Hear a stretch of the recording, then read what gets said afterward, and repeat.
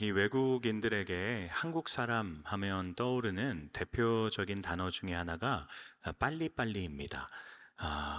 우리는 빨라야지 생존할 수 있어요. 우리나라에서는. 그죠? 얼마나 빠르냐면 뭔가 인터넷으로 클릭해서 주문하면 다음날 새벽에 로켓으로 배송돼 있습니다. 저는 이 로켓으로 배송하시는 분들 가끔 새벽 기도 가다가 만나는데 존경스럽습니다. 예. 또한 음식을 주문하면요, 30분 이내로 배달이 되죠. 30분이 넘으면 항의 전화를 할 정도로 저희는 엄청나게 빠른 세상을 살고 있습니다. 그러다 보니까 이미 우리나라 안에는 뭔가 느린 것은 무능하고요, 빠른 것이 참 유능하다라고 하는 인식이 이미 잘 굳혀져 있는 것 같아요. 그런 세상을 살다 보니까 여러분, 우리나라 사람들이 잘 못하는 것 중에 하나가 뭐냐면 기다리는 것입니다. 우리는 기다리는 것을 참 힘들어해요. 기다리는 것을 너무 답답해하고 기다리는 것을 정말 무능하다라고 생각을 합니다.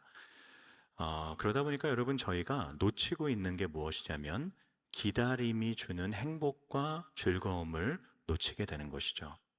여러분, 무언가를 기다릴 때, 내가 간절히 원하는 것을 기다릴 때만 누릴 수 있는 기쁨과 행복이 있어요. 저는 이 주제를 떠올릴 때마다 늘 밴쿠버에 있었던 일이 하나 떠오르는데요. 제 아들이 밴쿠버에서 되게 좋아했던 TV 프로그램이 한국에서 만든 애니메이션이었어요. 그러다 보니까 그 캐릭터들을 이 캐나다나 미국에서는 구입할 수가 없었습니다.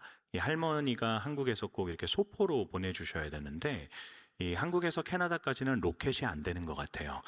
그래서 보통 한 2주 정도가 걸립니다. 그래서 이제 할머니가 전화로 소포 붙였다라고 하면 그때부터 제 아이의 기다림이 시작돼요. 매일 아침 일어나서 눈을 뜨자마자 저희한테 묻는 말이 장난감 왔어? 하루에도 몇 번씩 지금쯤이면 오지 않았을까? 문을 열고 나가서 소포가 도착했는지 아닌지를 늘 확인합니다. 여러분, 근데 그렇게 기다리면서 너무 늦게 온다고 분노하거나 화를 내거나 짜증내지 않아요. 제가 뭘 발견했냐면 이 아이가 그 장난감이 왔을 때를 상상하고 기대하면서 너무나도 미리 행복하더라고요. 장난감이 오면 이렇게 놀아야지, 얘랑 같이 놀아야지, 막 그걸 상상하면서 너무 기뻐하는 거예요. 그리고 그렇게 기다림 끝에 자기가 바라는 소포가 와서 장난감을 딱 꺼냈을 때 그 아이의 어떤 기쁨이 정말 솟아났습니다. 여러분, 이게 기다림이 주는 유익이죠. 무엇인가 내가 간절히 소망하는 것을 기다리고 기다리고 기다리고 그것을 비로소 마주하게 됐을 때 여러분, 거기서 오는 기쁨과 행복이 엄청나게 폭발적입니다. 그래서 여러분, 기다림의 시간만큼 행복이 비례하는 것이죠. 사랑하는 여러분, 제가 왜 설교를 처음 시작하면서 이 기다림에 대한 말씀을 드리냐면 저와 여러분은 오늘로부터 대림절을 시작하기 때문입니다. 대림절은 무엇입니까? 성탄절을 맞이하기 4주 전에 그 성탄을 기다리는 절기입니다. 여러분, 하나님께서 저와 여러분에게 성탄절을 맞이하기 전에 4주간의 기다림을 시간을 주신 것이죠. 이게 참 의미가 있습니다. 하나님이 왜 주셨을까요? 저와 여러분이 그 기다림의 행복을 맛보기를 원하셨기 때문입니다. 그래서 여러분, 성탄절은 그냥 살다가 이렇게 어느 순간 정신 차리고 보니까 맞이하는 절기가 아니에요. 성탄절은 긴 기다림 끝에 맞이하는 절기입니다. 그래서 내가 언제부터 성탄을 간절히 기다리고 소망하면서 기다렸는가에 따라서 성탄의 날에 내가 누릴 기쁨의 크기가 결정나는 것이죠. 여러분, 저는 저와 여러분이 성탄을 우연히 마주하는 인생이 되지 않기를 원합니다. 기다림으로 기뻐해야 되는 것이죠. 설교를 준비하는데 이런 관점에서 생각해 보면 이 대림절 기간은 사실 저와 여러분의 인생을 이렇게 압축한 기간이다라는 생각이 들었어요. 우리가 예수님을 은혜로 믿고 난 다음부터 우리의 인생은 어떻게 시작되게 되나요? 긴 기다림의 시작이 되어지는 것이죠. 언젠간 예수님을 다시 만날 날이 오는데, 예수님 앞에 서게 되는 그날이 오는데, 우리는 예수님을 믿은 순간부터 그때까지의 시간을 이제 기다리기 시작하는 것입니다. 여러분, 이걸 깨닫고 주님 오실 날을 내가 간절히 소망하며 기대할 때 우리가 그날에 맞이하게 될 기쁨은 말로 형용할 수 없는 기쁨일 것입니다. 저는 이 대림절 기간에 약속대로 오신 예수님, 그 예수님을 우리가 기념하고, 더 나아가서 약속대로 다시 오실 예수님을 기다리며 소망하는 저와 여러분 될 수 있기를 주님의 이름으로 축원합니다. 그럼 여러분이 대림절 기간에 우리가 어떻게 예수님을 기다려야 될까요? 어떤 태도로 기다려야 될까요? 오늘 본문에 등장하는 이 시므온이라는 사람을 통해서 좀 생각해 볼 수 있을 것 같아요. 이 시므온도 예수님을 기다렸던 사람입니다. 근데 그가 어떻게 기다렸을까요? 우리 25절 말씀을 먼저 읽어보겠습니다. 시작. 예루살렘에 시몬이라 하는 사람이 있으니 이 사람은 의롭고 경건하여 이스라엘의 위로를 기다리는 자라. 성령이 그 위에 계시더라. 여러분, 이 시므온이 무엇을 기다렸다라고 성경이 얘기하나요? 이스라엘의 위로를 기다렸습니다. 여러분, 이 표현이 참 의미 있죠. 이스라엘의 위로라는 것은 당시의 메시아를 표현하던 어떤 관용어였어요. 그러나 여러분이 메시아의 오심이 누구의 위로다라는 것을 표현하나요? 이스라엘의 위로입니다. 시므온이 메시아를 그토록 기다렸던 이유는 자기 자신이 위로를 받기 위해서만이 아니었어요. 시므온이 그토록 이스라엘 예수님을 기다렸던 이유는 그 예수님을 통해 자신의 민족인 이스라엘이 위로받기를 원했기 때문입니다.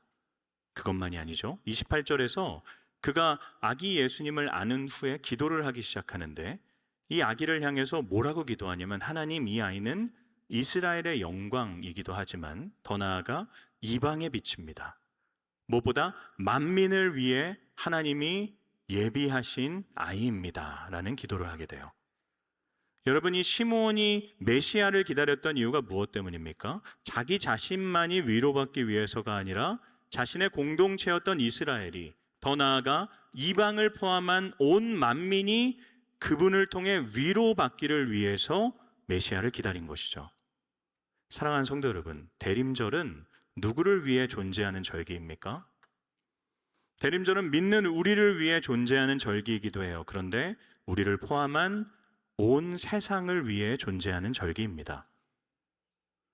여러분, 제가 제일 아쉬운 것 중에 하나가 뭐냐면 크리스마스가 점차 축소되고 있다는 거예요. 예전에는 다 기억에 있으실 거예요. 이게 크리스마스는 비단 믿는 자든 믿지 않는 자든 모두가 이렇게 손꼽아 기다리던 어떤 설레임이 가득한 기다림의 날이었습니다. 근데 여러분, 점차 크리스마스의 의미가 축소되고 있어요. 더 이상 거리에서는 예수님의 탄생을 찬양하는 캐롤이 흘러나오지 않습니다. 캐롤을 틀면 안 된다고 합니다. 종교 편향 때문에. 그래서 무슨 노래가 많이 나오냐면 그 한 외국인 여성이 평생연금이라고 하는, 내가 이 크리스마스에 원하는 건 당신입니다, 그 노래를 막 불러요. 그러면서 어느 순간 크리스마스가 마치 사랑하는 연인들을 위한 날이 되어져 버립니다. 또한 이 추운 겨울날 가족들과 함께 어떤 따뜻한 식사를 하며 가족들의 사랑과 온기를 나누는 그런 날로 미디어가 끊임없이 만들어가고 있어요. 그래서 어떻게 되고 있냐면 크리스마스는 이제 점차 교회의 축제가 되어버리고 맙니다. 자신들과는 아무런 상관이 없다라는 거죠. 그래서 더 이상 메리 크리스마스라고 얘기하지 않아요. 해피 홀리데이라고 얘기합니다. 성탄절이 아니라 그냥 좋은 공휴일입니다. 근데 여러분, 저희는 이런 세상을 살아가면서 한 가지 기억해야 될 게, 예수님은 이 세상을 위해 오셨다는 것입니다. 예수님은 단순히 믿는 저와 여러분만을 위해 오시지 않았어요. 우리의 위로가 되시기 위해서 오신 게 아닙니다. 그분은 온 세상의 위로가 되기 위해 오신 분이세요. 그래서 이 성탄절날 그분은 여전히 위로를 찾아 헤매는 사람들을 자기에게 초대하고 계십니다. 그래서 이 대림절은 우리가 더욱더 적극적으로, 교회와 성도들이 더욱 적극적으로 세상을 향해서 당신들이 우리를 통해 위로받기를 원합니다 선언해야 되는 곳이에요. 우리는 그들에게 이런 메시지를 전해야 됩니다. 예수님은 위로가 필요한 당신들을 위해 이 땅에 오셨습니다. 우리만을 위해서 오신 게 아니라 예수님은 여전히 이 세상에서 위로자를 찾으나 위로받지 못한 당신들을 위해 이 땅에 오셨고, 당신들을 여전히 초대하고 계십니다. 왜냐하면 예수님은 온 세상의 빛이기 때문입니다. 어떻게 그게 가능할까요? 우리가 눈에 보이는 위로자가 될 수 있어야 됩니다. 어떻게 위로자가 될 수 있습니까? 오늘 본문의 시므온이 그랬던 것처럼 우리도 경건한 인생들이 되어야 돼요. 근데 중요한 건 저와 여러분이 생각하는 경건함을 표현하는 인생이 아니라 하나님이 원하시는 경건한 인생이 될 수 있어야 됩니다. 여러분, 하나님이 원하시는 경건함이란 무엇입니까? 야고보서 1장 27절입니다. 읽어보겠습니다. 하나님 앞에서 정결하고 더러움이 없는 경건은 곧 고아와 과부를 그 환난 중에 돌보고 또 자기를 지켜 세속에 물들지 아니하는 그것이니라. 여러분, 지금 본문에서 하나님은 우리에게 두 가지의 경건이 무엇인지를 얘기하고 계시죠. 근데 우리는 늘 이 두 번째 것만 집중해요. 자기를 지켜서 세속에 물들지 않는 것, 그것만이 경건이다라고 생각합니다. 그런데 하나님이 요구하시는 경건, 첫 번째는 무엇입니까? 고아와 과부를 그 환난 중에 돌보는 것. 고아와 과부는 당시에 가장 연약하고 당시에 가장 위로가 필요한 존재들이었습니다. 지금 우리와는 조금 다를 수 있어요. 그러나 이 표현을 이렇게 이해하시면 됩니다. 지금 이 시대에서 가장 연약하고 가장 위로가 필요한 존재들, 환난 가운데 있는 자들을 돌보는 것, 그게 경건이다라는 거죠. 돌본다는 것은 행동을 의미합니다. 그들에게 나아가서 그들의 문제를 해결하기 위해 적극적으로 개입하는 것, 그게 돌보는 것이죠. 여러분, 우리는 경건을 너무 이 곳 안에서만 하려고 해요. 여기서 예배드리고, 여기서 말씀을 읽고, 여기서 기도하고, 여기서 찬양하는 것, 그러면서 그분의 말씀대로 내가 더러운 것으로부터 나를 지켜나가고 내가 정말 거룩한 삶을 추구하려고 하는 것, 우리는 어떤 그런 일들만이 경건이다라고 생각합니다. 근데 여러분, 맞아요. 맞지만 우리는 우리의 경건의 범위를 좀 넓혀야 돼요. 진정한 경건은 어디서 일어납니까? 하나님의 뜻대로 연약한 자를 위로하는 그 삶의 현장에서 경건이 만들어지는 것입니다. 사랑하는 여러분, 저는 이 대림절 기간에 저와 여러분이 경건한 인생이 되기를 진심으로 소망합니다. 여러분을 통해 누구가 위로를 받고 있습니까? 여러분, 이 교회를 통해 누가 위로를 누리고 있습니까? 눈에 보이는 우리의 인생을 통해 어떤 위로가 필요한 인생들이 위로를 누리며 눈물을 흘리며 마음에 정말 평안을 누리고 있습니까? 여러분, 작은 실천이 필요해요. 대단한 거 아니어도 됩니다. 여러분 주변에 누가 위로가 필요한 인생이 있다면 크리스마스 카드와 편지 한 통 적어서 보내주는 것도 경건입니다. 여러분, 작은 물질을 통해 그분을 후원하는 것도 경건이에요. 여러분, 홀로 정말 이 대림절을 보내는 자가 있다면 집에 초대해서 따뜻한 밥 한 끼 대접하는 것이 경건입니다. 여러분, 저는 저와 여러분이 정말 눈에 보이는, 우리가 눈에 보이지 않는 위로자이신 예수님을 드러내는 경건이 있기를 소망합니다. 그럴 때 예수님이 비로소 드러나시는 거예요. 시므온은 뭘 위해 존재하던 사람일까요? 여러분, 누가라는 사람이 왜 굳이 시므온의 이야기를 이 누가복음에 기록했을까요? 누가가 이 편지를 데오빌로라고 하는 이방인에게 보냅니다. 이방인에게 예수님이 누구신지를 알려주기 위해 보낸 것이 누가복음이에요. 그래서 누가는 예수님이 탄생부터 하나님이셨다라는 것을 이렇게 데오빌로에게 표현하고 싶어 해요. 그래서 수많은 증인들을 세웁니다. 그 증인들은 뭐 천사도 있고요, 그다음에 세례 요한의 어머니였던 엘리사벳, 또 아버지였던 사가랴도 있고, 또 들판에서 양을 치고 있던 목동들도 있었습니다. 그리고 시므온과 안나도 있었어요. 이 시므온은 증인이었습니다. 증인. 예수님이 이스라엘의 영광이시자 만민을 위해 오신 이방인의 빛이다라는 것을 사람들에게 증언하기 위한 증인으로서 그는 이 자리에 존재하고 있는 것입니다. 사랑하는 여러분, 이것이 저와 여러분에게도 마찬가지 아닌가요? 하나님이 우리의 인생을 지금까지 생존하게 하신 이유가 무엇입니까? 저와 여러분 주변에 있는 위로가 필요한 누군가에게 예수님이 당신의 위로자이십니다 라는 것을 증언하기 위해 우리가 존재하는 것이에요. 이 대림절 기간, 여러분 눈에 보이지 않는 예수님의 그 위로하심, 그것이 눈에 보이는 저와 여러분의 위로를 통해서 우리 주변에 있는 인생들에게 흘러갈 수 있기를 주님의 이름으로 축원합니다. 첫 번째는 그거죠. 두 번째는 무엇일까요? 우리 29절 말씀 한번 읽어보겠습니다. 시작. 주제여, 이제는 말씀하신 대로 종을 편안히 놓아 주시는도다.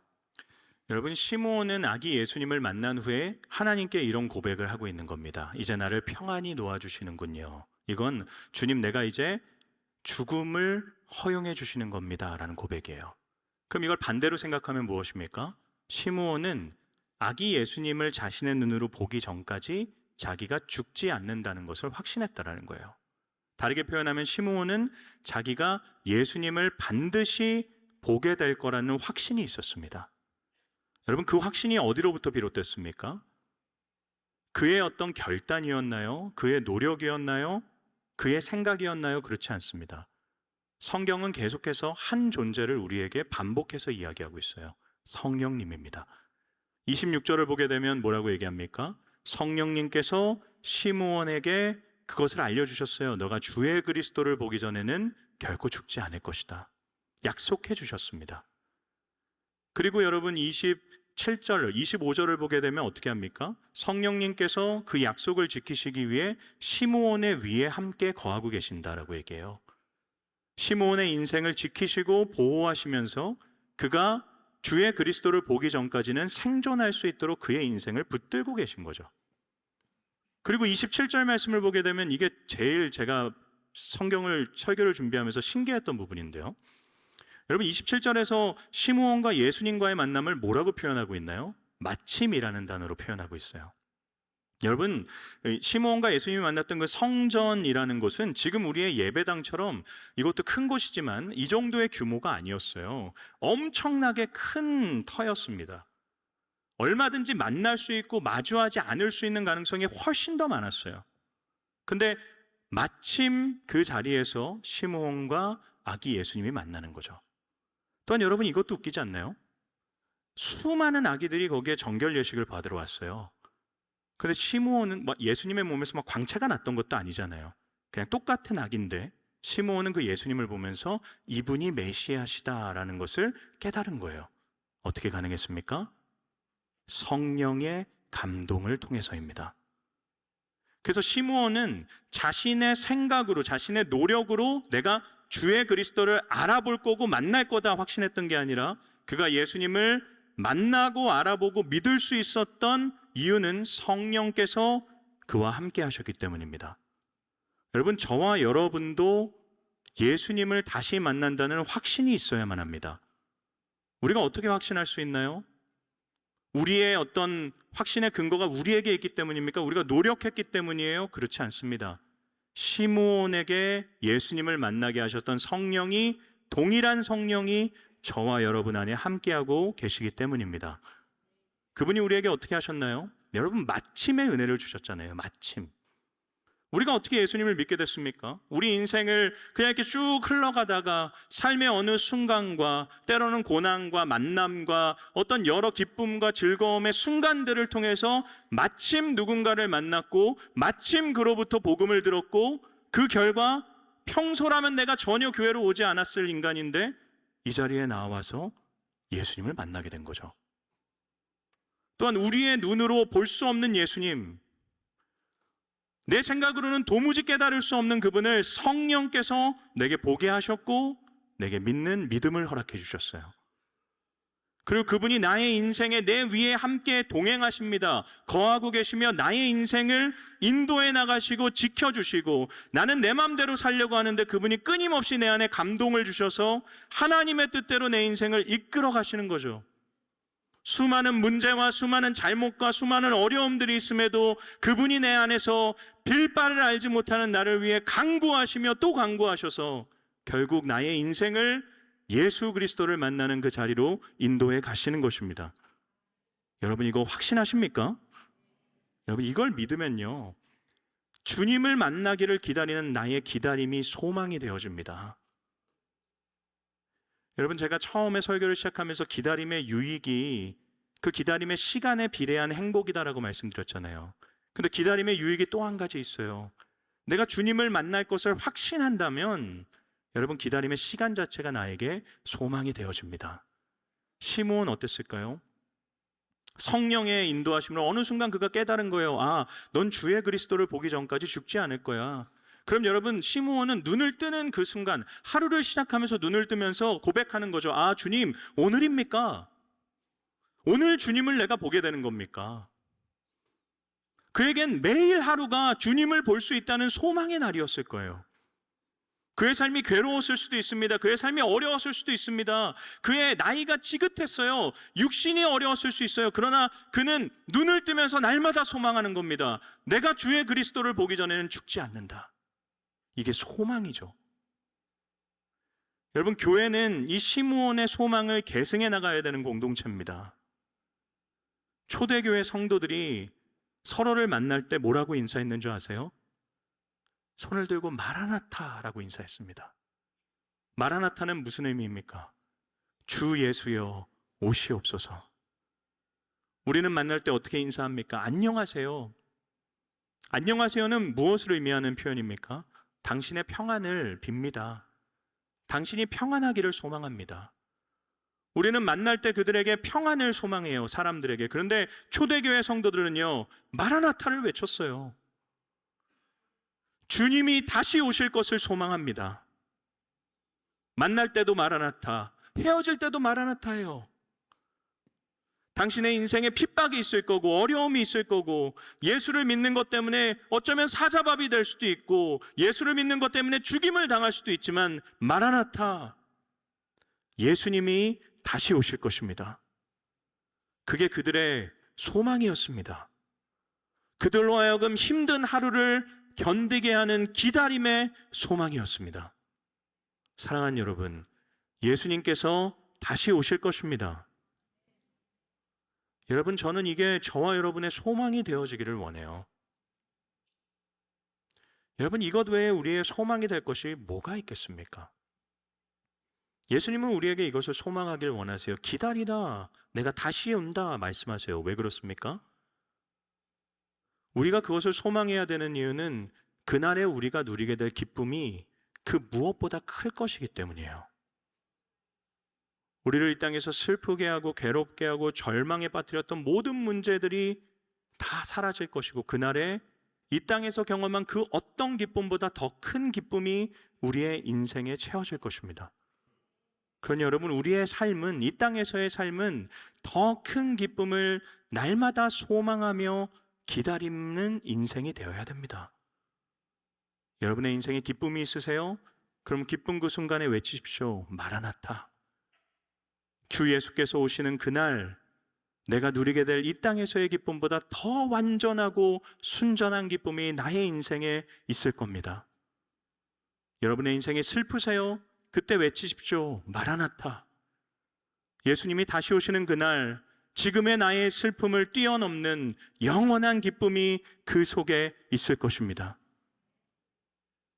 그럼 저는 설교 준비할 때 이 기쁨을 누릴 때가 있어요. 설교를 준비하다가 하나님의 말씀을 이렇게 해석하고 읽어 내려가는데 그 말씀이 제 마음에 이렇게 팍 박힐 때가 있어요. 마치 하나님이 이 성경이라는 텍스트를 통해 제게 말씀하시는 것 같은 선명한 음성이 제 마음속에 이렇게 느껴질 때가 있습니다. 그럼 그때 여러분, 제 속에 느껴지는 이 기쁨과 충만함이 엄청나요.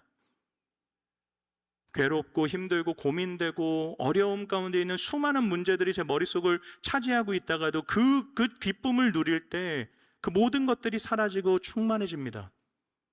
근데 그때 제가 상상하는 거예요. 내가 주님을 다시 만날 날이 있을 텐데, 다시 만날 날 그때에 내가 이렇게 제한적으로 주님의 음성을 듣는 게 아니라 얼굴과 얼굴을 맞대어서 그분이 내게 해주시는 그 음성을 내가 직접 듣고 내가 직접 느낄 때 내가 누리게 될 기쁨과 평안은 얼마나 큰 것일까?